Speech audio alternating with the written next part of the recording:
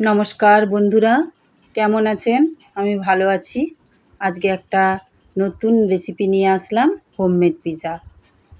ময়দাতে প্রথমে baking powder 1 চামচ, বেকিং সোডা 1 চিমটি আর সাদা তেল আর বাতাসা গুঁড়ো দিয়ে মাখিয়ে নিলাম।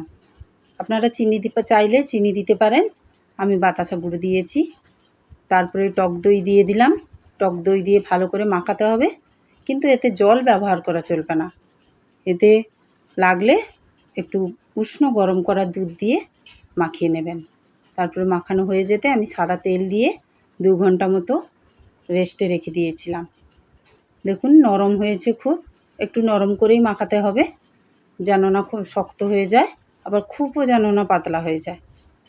তারপরে বেলে নিলাম, বেলে নিয়ে কাঁটা চামচ দিয়ে ফুটো ফুটো করে দিলাম, কারণ নাহলে কাঁটা চামচ দিয়ে না ফুটো করলে ভেতরে এয়ারটা ঢুকে গেলে ফুলে উঠে যাবে, তো ভালো হবে না পিৎজাটা। তারপরে টমেটো সস দিয়ে আমি মাখিয়ে নিলাম। পিৎজা পাস্তা সস কারুর থাকলে পিৎজা পাস্তা সস দিয়েও মাখাতে পারেন। মাখিয়ে নিয়ে আমি ক্যাপসিকাম, পেঁয়াজ আর টমেটো কুচি এরকম গোল গোল করে কেটে রেখেছিলাম, এইগুলো দিয়ে দিলাম। দিয়ে তারপরে সোয়াবিন রোস্ট করে রেখেছিলাম, সোয়াবিন রোস্ট দিয়ে দিলাম। তারপরে চিজ দিয়ে দিলাম। চিজ দিয়ে ভালো করে এটাকে সাজিয়ে নিলাম। তারপরে একটু চিলি ফ্লেক্স দিয়ে দিয়েছিলাম, একটু ঝাল ঝাল হবে, খেতে ভালো লাগবে। দেখো বন্ধুরা, রেডি হয়ে গেছে। কীরকম লাগলো জানিও।